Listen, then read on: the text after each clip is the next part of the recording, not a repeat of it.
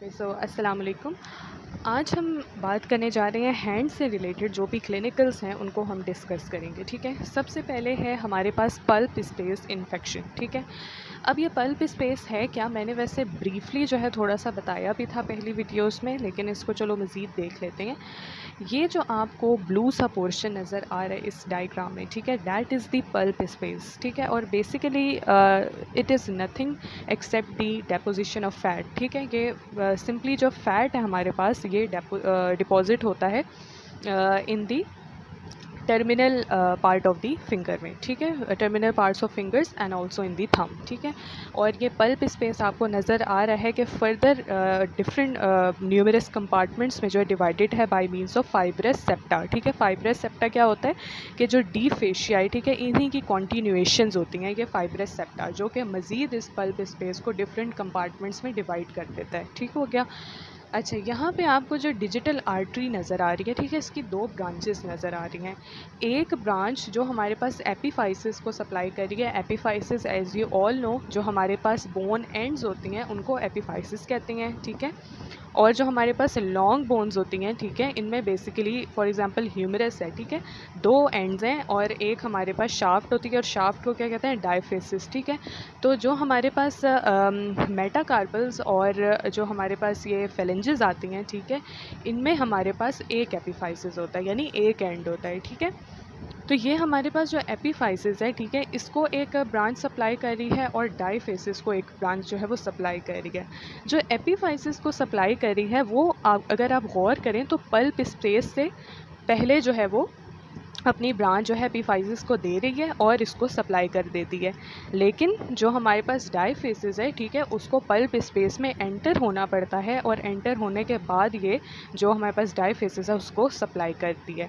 ठीक है, तो अब इससे होगा क्या, अगर फॉर एग्ज़ाम्पल कोई नीडल जो है वो चुभ गई है उंगली में, इस तरह का कोई थॉर्न वगैरह है, ठीक है, ऑब्वियसली उसमें कुछ ना कुछ इन्फेक्शियस पार्टिकल्स होंगे जो कि उसके थ्रू एंटर हो रहे हैं फिंगर्स में। ठीक है, फॉर एग्जांपल अगर ये इंडेक्स फिंगर को हम ले लेते हैं, ठीक है, तो यहाँ पे हमारे पास जो टर्मिनल पार्ट है फिंगर का, यहाँ पे नीडल जो है वो चुभ गई है, तो क्या होगा कि उसके अगर कोई इन्फेक्शियस पार्टिकल है, ठीक है, तो वो इस पल्प स्पेस में एंटर हो जाएगा। ठीक है, और जैसे कि मैंने पहले भी बताया था, इन पल्प स्पेसेस से होते हुए ये फर्दर जो स्पेसेस हैं हैंड्स में, जो कि यहाँ पे आपको नज़र आ रही है, मिड पामर स्पेस और थिनार स्पेस, ठीक है, यहाँ पे एंटर होगा, और फर्दर अगर अनट्रीटेड रहा तो ये फॉर आर्म में जो स्पेस ऑफ पेरोना है उधर भी ये स्प्रेड कर सकता है। ठीक हो गया। अच्छा, अगर हमारे पास पल्प स्पेस में इन्फेक्शन है, ठीक है, इन्फेक्शन स्प्रेड हो गया है, तो क्या होगा कि अगर उसे इनिशियल लेवल पे ट्रीट नहीं करेंगे और वो इन्फेक्शन जो है वो बढ़ गया, बहुत ज़्यादा बढ़ गया है, तो क्या होगा कि हमारे पास ये जो डायफेसिस को जो डिजिटल आर्टरी की ब्रांच सप्लाई कर रही है, इसकी भी नेक्रोसिस हो जाएगी इन्फेक्शन की वजह से। ठीक है, इसकी ऑब्वियसली एक तो इन्फेक्शन की वजह से भी होगी, उसके कॉन्टेंट्स की वजह से, दूसरा इस पल्प स्पेस की स्वेलिंग होगी। ठीक है, इन्फ्लेमेशन होगी, तो इन्फ्लेमेशन की वजह से भी ये जो ब्रांच है ये दब जाएगी और इसकी नेक्रोसिस हो जाएगी। ठीक है, और नेक्रोसिस होगी तो आपको पता है कि ब्लड सप्लाई नहीं मिल पाएगी डायफेसिस को। ठीक है, तो ऑब्वियसली हमारे पास डायफेसिस जो है वो अपना जो है ज़ाहिर बात है न्यूट्रिएंट्स नहीं सप्लाई करेगा, तो इसमें जो भी इंपॉर्टेंट फंक्शन परफॉर्म करने वो नहीं कर पाएगा। ठीक है, लेकिन जो एपिफाइसिस है वो बच जाएगी क्योंकि ये पल्प स्पेस से पहले ही जो ब्रांच है वो इसको सप्लाई दे देती है। ठीक हो गया। और ये जो हमारे पास मोस्टली ये जो पल्प स्पेस इन्फेक्शन है ये मोस्टली बच्चों में हो रहा होता है। ठीक है, क्योंकि बच्चे हैं तो वो कोई भी ऐसी चीज़ लग जाती है, ठीक है, तो वो ट्रीट नहीं करते, जिसकी वजह से क्या होता है कि उनकी डायफेसिस की नेक्रोसिस हो जाती है। ठीक हो गया, due to the necrosis of this digital artery की ब्रांच। ठीक है, अब नेक्स्ट जो हम देखते हैं next clinical, that is the trigger finger. ठीक है, ट्रिगर फिंगर से आपको कुछ जो है वो अंदाज़ा होना चाहिए कि ट्रिगरिंग की साउंड सी जो है वो प्रोड्यूस होगी फिंगर में या थंब में। ठीक है, वो कैसे प्रोड्यूस होगी कि फॉर एग्ज़ाम्पल अगर हमारे पास जो लॉन्ग फ्लेक्सर टेंडन्स हैं, ठीक है, ये हमारी फिंगर्स में कौन कौन से फ्लेक्सर टेंडन्स आ रही हैं, ठीक है, फ्लेक्सर डिजिटोरम प्रोफंडस और फ्लेक्सर सुपरफिशियालिस। ठीक है, अब क्या होगा हमारे पास कि अगर इन फ्लेक्सर डिजिटोरम सुपरफिशियलिस और फ्लेक्सर डिजिटोरम प्रोफंडस की स्वेलिंग हो जाती है, ठीक है, इनकी जो है वो इन्फ्लेमेशन हो जाती है। और इन्फ्लेमेशन किस वजह से होगी कि अभी जैसे हमने पढ़ा कि इन स्पेसेस में अगर इन्फेक्शन जो है वो स्प्रेड कर जाता है, ठीक है, तो obviously they will effect the tendons, ठीक है। हमारे पास ये जो मैंने बताया था कि जो मिड पामर स्पेस और थीनार स्पेस है that is continued with the fingers, ठीक है, ड्यू टू द लुम्ब्राइकल कैनाल्स, ठीक है। तो index finger is related to the thenar space and this ring finger is related to the mid palmar या central space and the middle finger is related to both the thenar space and the mid palmar space, ठीक है। तो ultimately अगर इन synovial sheets में infection spread कर गया है तो synovial sheet किसको लाइन कर रही होती है, इन जो हमारे पास टेंडन्स है मसल के, ठीक है, इन्हीं को लाइन कर रही है ना। तो ऑब्वियसली इन टेंडन्स में भी जो है वो स्प्रेड हो जाएगा इन्फेक्शन और उसकी स्वेलिंग या इन्फ्लेमेशन कर देगा, ठीक है।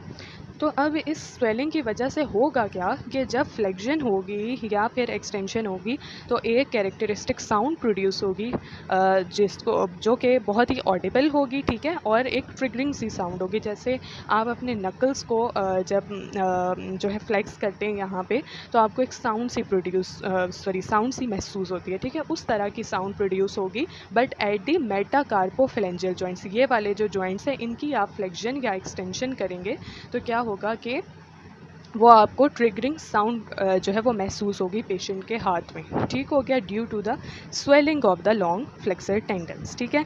और इसी तरह अगर ये थंब में होगा, ठीक है, थंब का जो फ्लेक्सर टेंडन है, ठीक है, फ्लेक्सर पॉलिसिस लॉन्गेस्ट टेंडन, ठीक है, अगर उसका हमारे पास, और मैंने ये भी बताया था कि लॉन्ग फ्लेक्सर टेंडन को हम क्या नाम देते हैं, रेडियल बर्सा का नाम देते हैं, ठीक है। तो अगर इसमें भी इन्फेक्शन स्प्रेड हो गया, लॉन्ग फ्लेक्सर टेंडन भी जो है इसकी भी स्वेलिंग होगी, तो ये जब थंब हमारे पास इस मेटाकार्पोफ्लेंजियल जॉइंट पे फ्लेक्स या एक्सटेंड होगा तो इसमें भी यही ट्रिगरिंग साउंड जो है प्रोड्यूस होगी और इसके लिए हम क्या नाम देंगे, ट्रिगर थंब का नाम देंगे, ठीक है, और फिंगर्स के लिए ट्रिगर फिंगर्स का नाम देंगे, ठीक हो गया।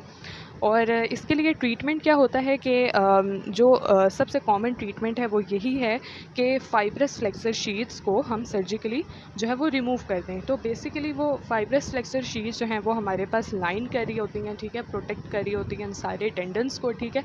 तो जब इन टेंडन्स की स्वेलिंग होगी, ठीक है, तो ऑब्वियसली जब फ्लेक्शन और एक्सटेंशन होगी, ठीक है, तो स्वेलिंग की वजह से क्या होगा कि ये ऑब्वियसली कर नहीं पाएंगी, हमारे पास एक ऑडिबल साउंड प्रोड्यूस होगी, ठीक है।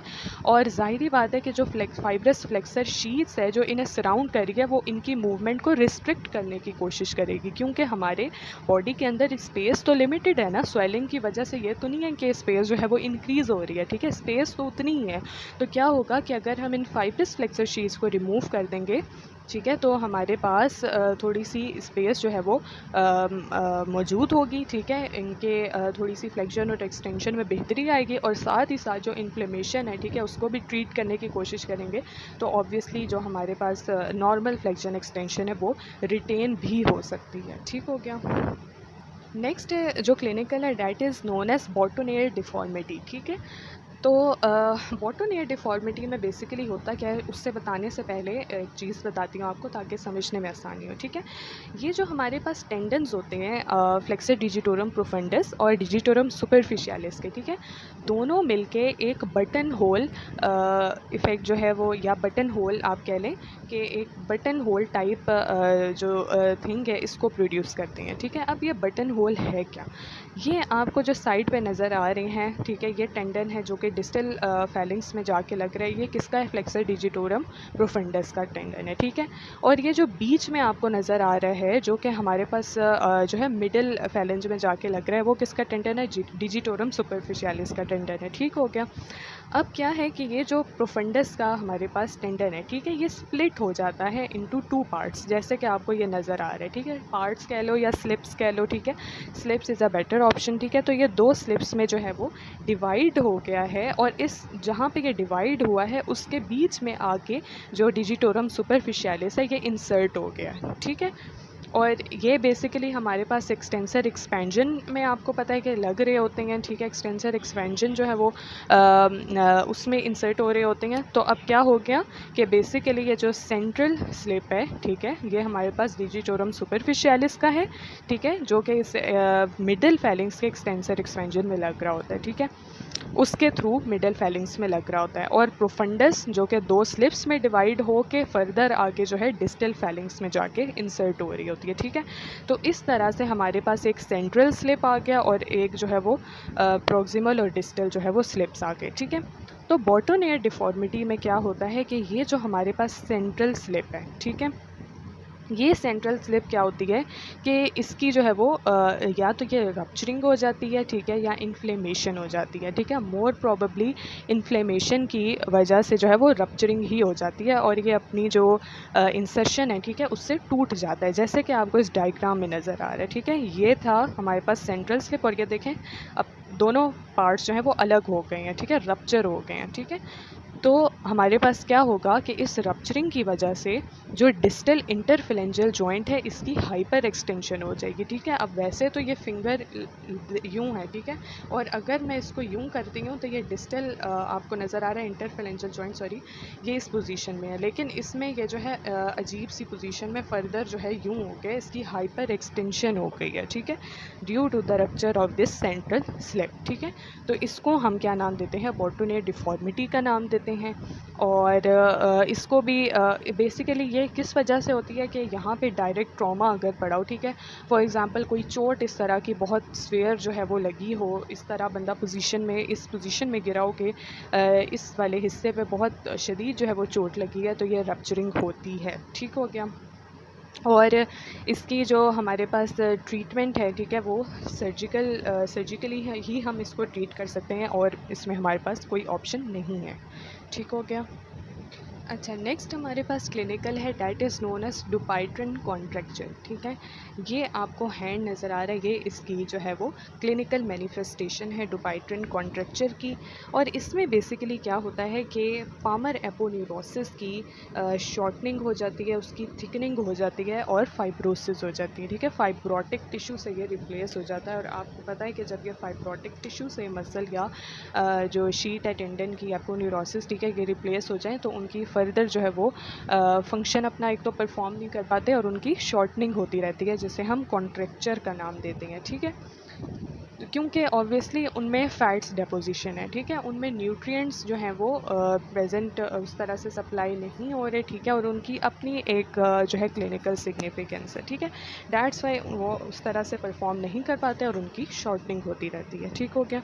अब होगा क्या हमारे पास कि पामर एपोन्यूरोसिस की, ठीक है, हमारे पास क्या हो गया कि जो है वो शॉर्टनिंग हो रही है और थिकनिंग हो रही है, जिसकी वजह से क्या होगा कि ये जो medial side of the hand है, ठीक है, ये हमारे पास पुल करेगा बेसिकली फोर्थ और फिफ्थ फिंगर्स को into the partial flexion at the metacarpophalangeal joints at the proximal interphalangeal joints, ठीक है।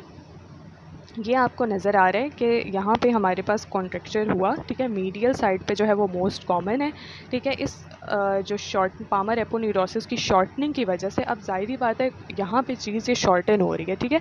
तो ऑब्वियसली शॉर्टनिंग के साथ साथ ये जिससे रिलेटेड है उनको भी तो अपने साथ साथ ये मूव करती जाएगी ना, लाइक दिस, ठीक है।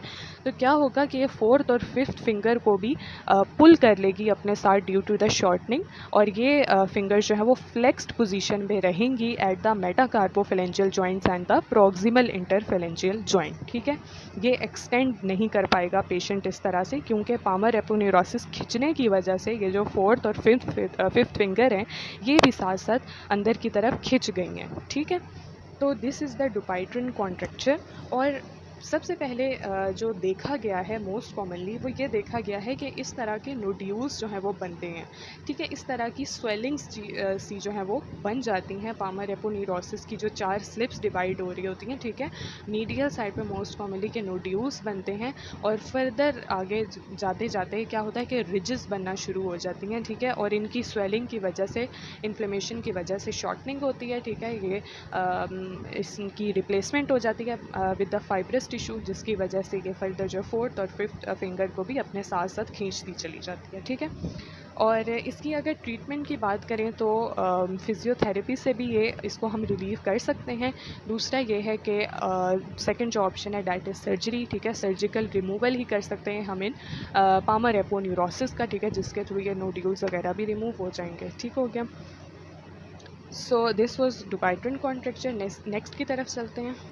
अच्छा, नेक्स्ट जो हमारे पास क्लिनिकल है that is ischaemia of the fingers, ठीक है। इस्कीमिया में बेसिकली हमारे पास क्या होता है कि अगर फॉर एग्ज़ाम्पल कोल्ड या इमोशनल स्टिमुलाई कोई बहुत स्ट्रॉन्ग मिला है, ठीक है, बहुत शदीद ठंड थी फॉर एग्ज़ाम्पल, ठीक है, आपको पता है कि जब कोल्ड इन्वायरमेंट हो तो हमारी जो ब्लड वेसल्स है वो कंस्ट्रिक्ट हो जाती हैं, वेज़ो कंस्ट्रिक्शन हो जाती है, ठीक है। तो अल्टीमेटली क्या होता है कि जो ब्लड है, ठीक है, अगर फॉर एग्ज़ाम्पल ज़्यादा सर्दी थी या इमोशनल स्टिमुलाई बहुत स्ट्रॉन्ग था, तो क्या होगा कि इस वेज़ो कंस्ट्रिक्शन की वजह से हमारे पास जो ब्लड फ्लो है, ठीक है, वो इफ़ेक्ट हो सकता है, ठीक है। और हमारे पास क्या होगा कि जिन मसल्स को, जिन स्ट्रक्चर्स को इसने सप्लाई करना है, ठीक है, वो इस जो फ्लो है इससे महरूम हो जाएंगी और उनकी जो है इस्कीमिक डेथ हो जाएगी, उन सेल्स की, उन टिश्यूज़ को जिसको ये सप्लाई कर रही है, ठीक है। और अगर जो है वो कॉज अननोन हो इस कंडीशन में, ठीक है, इस्कीमिया का कॉज अननोन हो, तो हम उसको नाम क्या देते हैं, इडियोपैथिक यानी अननोन नाम देते हैं, और इसको हम रेनॉल्ड सिंड्रोम का भी नाम देते हैं, ठीक है। अगर जब भी कंडीशन कॉज जो है वो अननोन होती है तो हम उससे इडियोपैथिक कह देते हैं। ठीक हो गया। जैसे कि फॉर एग्ज़ाम्पल जो हमारे पास फिजियोलॉजी है, ठीक है, उसमें जब हम एनीमिया पढ़ते हैं तो उसमें एक कौन सा एनीमिया है, ए प्लास्टिक एनीमिया, ठीक है। तो उसमें भी बहुत सारी कॉजेज़ हैं, लेकिन उस केस में भी अगर कॉज मोस्टली जो है वो अननोन ही होती है तो उसको भी हम इडियोपैथिक या रेनॉल्ड एनीमिया का नाम देते हैं, ठीक है। तो यहाँ पे भी हम इसको यही नाम देंगे। अच्छा जी, अब यहाँ पे क्या होता है कि इसके ट्रीटमेंट के लिए हमें ज़ाहिरी बात है कि वेज़ोडाइलेशन करनी पड़ेगी, ठीक है। तो हम ये कैसे करते हैं, हमने पढ़ा है कि जो हमारे पास नर्व्स आ रही हैं, ठीक है, जो हमारे पास ऑब्वियसली ये जो आर्टरीज़ और वेन्स हैं इनको भी नर्व सप्लाई कर रही हैं, और ये नर्व्स कहाँ से आ रही हैं, सिंपैथेटिक जो ट्रंक है वो सप्लाई कर रहा होता है, ठीक है। तो जो सिंपैथेटिक गैंग्लिया है उससे जो हमारे पास पोस्ट साइनेप्टिक फाइबर्स होते हैं, ठीक है, वो ब्रेकियल प्लेक्सस में एंटर करते हैं और डिजिटल आर्टरीज़ में डिस्ट्रीब्यूट होकर उनको सप्लाई करते रहते हैं, ठीक है। तो जब हम इस्कीमिया को ट्रीट करेंगे तो हम क्या करेंगे कि इस ट्रीटमेंट का नाम क्या है, प्री साइनेप्टिक सिम्पैथेक्टमी, ठीक है। जब नाम आ जाता है ना, एक्टमी का नाम आ जाता है किसी भी उसके साथ, फॉर एग्जांपल थाइमेक्टमी है, मेस्टेक्टमी है, ठीक है, तो डैट मीन्स कि हम उस पार्ट को सर्जिकली जो है वो रिमूव कर रहे हैं। ठीक हो गया ना, ऐसी बात है। जैसे मेस्टेक्टमी है तो यानी ब्रेस्ट को हम रिमूव कर रहे हैं, थाइमेक्टमी है तो थाइमस को रिमूव करते हैं। इसी तरह सिंपैथेक्टमी है तो हम उस सिंपैथेटिक नर्व को जो है वो रिमूव कर देंगे थ्रू दी प्री साइनेप्टिक सिम्पैथेक्टमी, ठीक है, ताकि जो डिजिटल आर्टरीज़ पे जो उनका इफ़ेक्ट है, ठीक है, वो प्रोड्यूस ना हो पाए और वो डायलेट हो जाएं। क्योंकि ऑब्वियसली जो कोल्ड और इमोशनल स्टिमुलाई है पहले हमारा नर्वस सिस्टम डिटेक्ट करता है और फिर वो फर्दर आगे मैसेजेस देता है ना आर्टरीज़ वगैरह को कि वो कंस्ट्रिक्ट या डायलेट हो, ठीक है। तो हमारे पास ये जो प्री साइनेप्टिक सिम्पैथेक्टमी के थ्रू हम ये जो सिम्पैथेटिक नर्व है, ठीक है, इसके एक सेगमेंट को रिमूव कर देंगे, जो कि फर्दर हमारे पास वेसल्स को, डिजिटल आर्टरीज़ को ये ऑर्डर नहीं दे पाएंगी कि वो वेज़ो कंस्ट्रिक्ट जो है वो कर सकें, ठीक है, जिसकी वजह से क्या होगा कि जो डिजिटल आर्टरीज़ हैं वो डायलेट हो जाएंगी। अच्छा, नेक्स्ट टॉपिक है हमारे पास हैंडल बार न्यूरोपैथी का, ठीक है। हैंडल बार से आपको ये पता चल रहा है कि कोई भी साइकिलिस्ट होते हैं, ठीक है, या मोटर व्हीकलिस्ट, ठीक है, तो उनमें कोई भी डिज़ीज़ हो रही है, ठीक है, उससे ये रिलेटेड है, ठीक है। तो बिल्कुल ऐसे ही है, ठीक है। जो बाईसाइकिल राइडर्स होते हैं लॉन्ग डिस्टेंसेस पे जो राइड करते हैं with their hands in the extended position, ठीक है, इस तरह, for example this is the handle, ठीक है, रादर देन उसको इस तरह से हैंडल करके वो चलाएं, ठीक है, इस तरह से वो पकड़ के उसको राइड कर रहे होते हैं लॉन्ग डिस्टेंसेस में। तो क्या होता है कि जो हमारे पास जो हुक ऑफ हेमेट है, ठीक है, मीडियल साइड पे आपको पता है कि पीसी फॉर्म बोन के आगे जो हमारे पास डिस्टल रो है, ठीक है, उसमें hook of hamate last bone present है एट द मीडियल साइड, ठीक है, हेमेट प्रेजेंट है और उसके ऊपर जो हुक होता है उसको हम हुक ऑफ हेमेट कहते हैं, ठीक है। वहाँ पे प्रेशर पड़ा होता है, ठीक है, जब जाहिर बात है कि इस पोजीशन पे चला रहा है तो हुक ऑफ हेमेट पे प्रेशर पड़ रहा है, ठीक है। और आपको पता है कि पीसी फॉर्म बोन और हुक ऑफ हेमेट के बीच में से superficial branch of ulnar nerve pass कर रही होती है, ठीक है। और superficial branch of ulnar nerve क्या है, है सेंसरी ब्रांच है, ठीक है, अल्नर नर्व की, जो कि जो मीडियल साइड है उधर सेंसेशंस प्रोवाइड कर रही होती है स्किन को, ठीक है। तो ऑब्वियसली जब हमारे पास क्या होगा कि वो कंप्रेस हो जाएगी, ठीक है, हुक ऑफ हेमेट पे प्रेशर पड़ने की वजह से अल्नर नर्व भी कंप्रेस हो सकती है, ठीक है, जिसकी वजह से क्या होगा कि medial side of the hand पे सेंसरी लॉस हो जाएगा, ठीक है।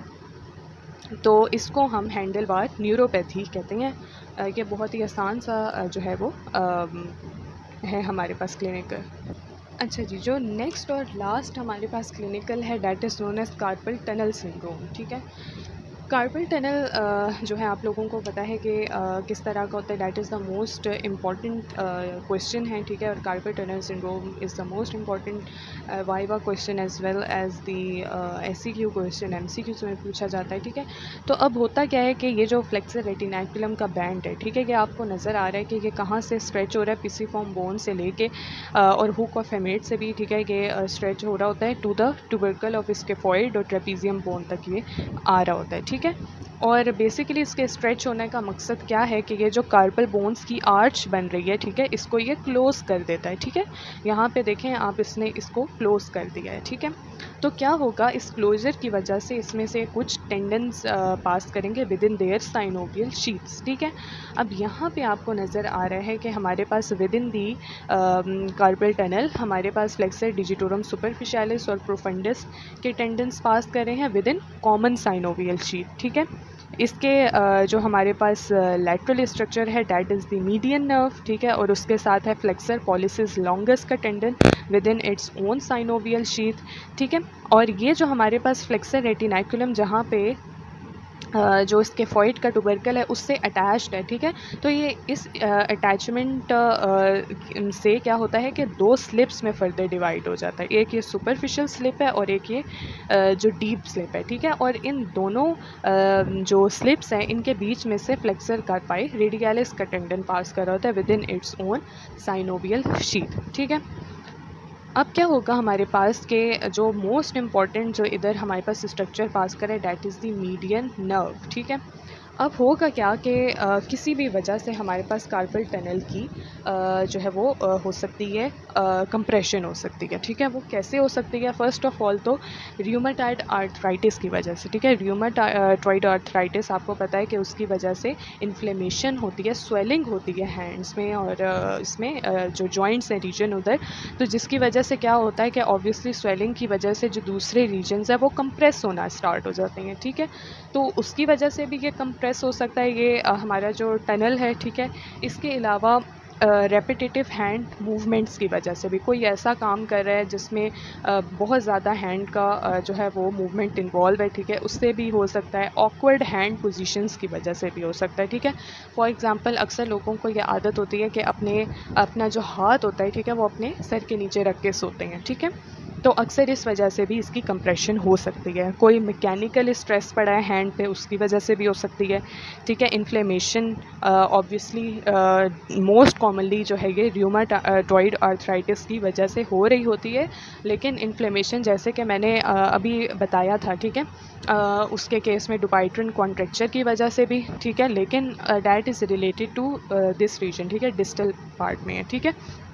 यहाँ पे किस वजह से होगा, जैसे कि फेशियल कंपार्टमेंट है, ठीक है, स्पेसेस हैं, ठीक है, अगर मिड पामर स्पेस से फर्दर वो एक्सपैंड कर गया इन्फेक्शन, ठीक है, तो यहाँ पे ऑब्वियसली इन्फ्लेमेशन हो सकती है, स्वेलिंग हो सकती है, जिसकी वजह से कार्पल टनल कंप्रेस कर जाएगा, ठीक है। ये भी रीज़न हो सकती है। देन हीमोडायलिसिस, अगर किसी की डायलिसिस हो रही है, ठीक है, तो कैथेटर जो है वो मोस्ट प्रोबेबली इसी पोजीशन पे जो है वो लगता है, ठीक है, उसकी वजह से भी ये हो सकता है। अगर रिस्ट का फ्रैक्चर हुआ है उसकी वजह से भी हो सकता है। हेरिडिटरी भी जो है ये हो सकता है, लेकिन कम होता है उससे, ठीक है। प्रेगनेंसी में अक्सर देखा होगा कि जो औरतें होती हैं उनके हाथ और पाँव बहुत ज़्यादा स्वेल कर जाती हैं, ठीक है, उसकी वजह से भी ये हो सकता है।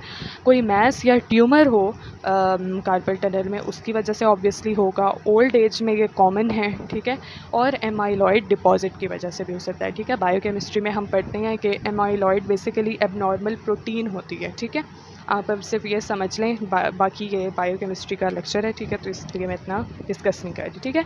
इन सारी रीजंस की वजह से ये कंप्रेस हो सकती है, ठीक है। ये सारी कॉजेज़ मैंने इसलिए बताई हैं ताकि एक आइडिया होना चाहिए, ठीक है। कोई भी अगर पूछे वाइवा में तो ये सब चीज़ें पता होनी चाहिए, ठीक है। अब होगा क्या कि इसके कंप्रेस होने की वजह से ऑब्वियसली ये टेंडन्स तो इफ़ेक्ट करेंगे ही, ठीक है, और फ्लेक्शन में कुछ जो है वो ख़राबी आ सकती है। लेकिन मोस्ट प्रोबेबली ये जो मीडियन नर्व है अगर ये कंप्रेस हो गई है तो ऑब्वियसली ये हमारे पास हैंड में जितने मसल्स को सप्लाई कर रही है उनकी पैरालिसिस हो सकती है, वीकनेस हो सकती है। लेकिन अगर इनिशियल लेवल है, ज़्यादा नहीं कंप्रेस हुआ, ऑब्वियसली अगर ज़्यादा कंप्रेस है तो पैरालिसिस हो सकती है, ठीक है। और आपको पता है कि जो हमारे पास मीडियन नर्व है तो वो हमारे पास किस किस को सप्लाई कर रही होती है, फर्स्ट और सेकंड लुम्ब्राइकल मसल्स को सप्लाई कर रही होती है, और थिनार कंपार्टमेंट के जितने भी मसल्स हैं उनको सप्लाई कर रही होती है। तो ऑब्वियसली इनकी हमारे पास जो है वो पैरालिसिस होगी। अच्छा जी, दूसरी बात ये है कि हमारे पास इस रीजन में ऑब्वियसली ये सेंसरी ब्रांच, एक तो ये मोटर ब्रांच दे रही है ना, ये जो मीडियन नर्व है, एक हमारे पास सेंसरी ब्रांच भी दे रही होती है, that is palmar cutaneous branch of the median nerve, ठीक है। लेकिन ये जो फ्लेक्सर रेटिनाकुलम है इसके ऊपर से पास कर रही होती है, ठीक है। तो इस रीजन में सेंसरी लॉस नहीं होगा, लेकिन जो मसल का पैरालिसिस है वो होगा हमारे पास, ठीक हो गया। तो that is the carpel tunnel syndrome. और हमारे पास इसका ट्रीटमेंट हम जो मोस्ट कॉमनली देते हैं वो एंटी इन्फ्लेमेटरी ड्रग्स देते हैं, ठीक है। अगर उससे भी ट्रीट ना हो तो ऑब्वियसली सर्जिकल जो है वो सर्जिकली इसको ट्रीट करते हैं और इसको डीकम्प्रेस करते हैं। So that was all about the carpel tunnel syndrome and the clinicals of the hand.